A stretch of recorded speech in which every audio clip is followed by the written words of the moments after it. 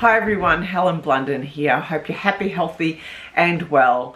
I have got a very short review for you today of a new book, and I thought I'd share my life lessons out of this one. Now this is Kate Solley's Tuesday Evenings with the Copetown Craft Resistance. This is Kate Solley's very first book, and she's an Australian author, and I am going to go and see her presentation next week at the local library, where she has invited other crocheters and knitters to come along, where she talks about the book. So I'm looking forward to that. This book, before you say, Helen, that doesn't look like a book you would normally read. Well, you're very observant. It is true.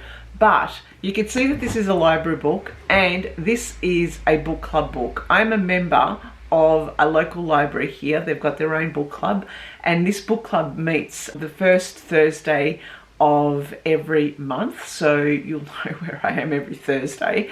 And this was the book that we were going to do. Now at our book club there's over, I would say, about 15 members who come along to every meeting, and there's always a very good discussion about the books. But I joined the book club simply because, you know me, I read different types of books. I read modern literature, classics, books that aren't, I guess, debut novels as well, because I actually quite like to, when I read a book, I need to be drawn into it, and I need to sit and think about it. I need to write about it. I need to mold it over in my mind. Like, there's a lot of brain power, cognitive power that goes into reading a book.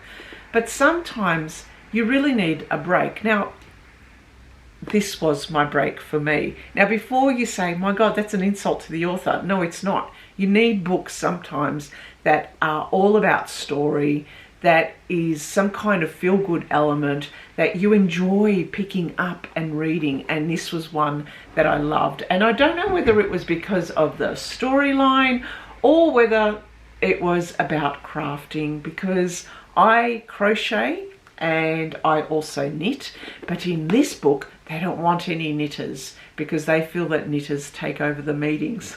I had to sit and think about that one, because there is, you know, I am part of knitting groups where they are just knitting, and, you know, crochet is no go. Like, knitters don't like crocheters, or they keep quiet about whether they do crochet. Anyway, it is very amusing thing. Regardless, it's a craft. I like the craft. Whether you crochet or whether you knit, it's by the by with me. Okay, the book, Tuesday Evenings with Copetown Craft Resistance. This book is about Meredith. Now, Meredith, I think, is on the spectrum. She likes things very exact. She needs things planned to the nth degree. But she doesn't have any friends. So she decides to create this crochet club and invite people from the community to join. And this is what the book is about. It's a book about the different people in the community who decide to go to this crochet club and find a community of other people that they can share their ideas with, and also share their issues, problems and concerns. We get introduced to Claire, who has a lot of kids with Peter, and she's got her hands full. She's a mother who's utterly stressed, and her time at the Tuesday Craft Club, the Crochet Club, is her own time. We get introduced to Yasmin, who is a Muslim lady who is pregnant, who also feels that she doesn't know how to be, I guess, a mother, or what to expect being a mother, because she doesn't have her own mother around. And she wears a hijab, and so just her manner and just her being a Muslim lady in a hijab in this craft community puts people off sides, because they just don't know how to react with her. But she is quite an endearing character. I love Yasmin, and she is someone who is ultra smart, ultra intelligent, with a bit of humour, and I would wish to have her as a friend. We get introduced to Harper, who has issues of her own. She's a young girl who's been in prison, and she joins the craft resistance to be part of a community, and also be as community service. But there's a story with Harper and how she gets involved in as being an undercover spy of a group that is trying to undermine the craft resistance and trying also to stop a mosque being built in the area. I'll just stop there because I think you can put two and two together. We get introduced to Luke, who is the only guy in the meeting, and Luke is a handsome guy. He's the grandson of another member there, Edith, and Luke and Meredith fall in love over time. It's a nice little romance that is on the side. And there's also Lottie, who is someone who speaks a lot. She's that kind of person in the group who always talks, always has something to say, but we never see her crochet. I'm not going to say anything further there. Now, you might say, okay, this is very light-hearted. Where is this going? The theme here is that in this community, there is a development in place, and that is a mosque is going to be built.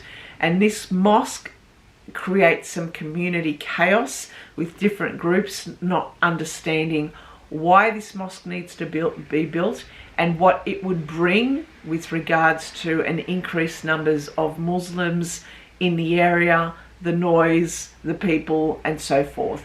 So there is dissension in the community. What happens is the girls, the ladies, and Luke all get together to do something for the community to try and get some sanity with regards to the mosque being built.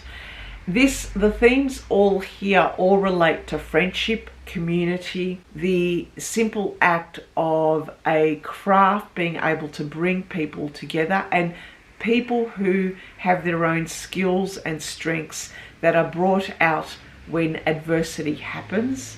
There is a story about all the different characters and how they overcome the issues in their own lives through community building. There is also the romance between Meredith and Luke.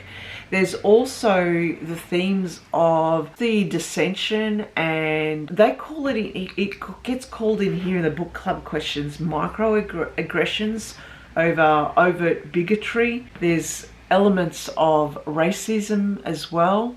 I really like the viewpoint of what Yasmin presented, because there have been times where I too have thought about similar things and have kept myself quiet or not asked the questions openly to Muslims.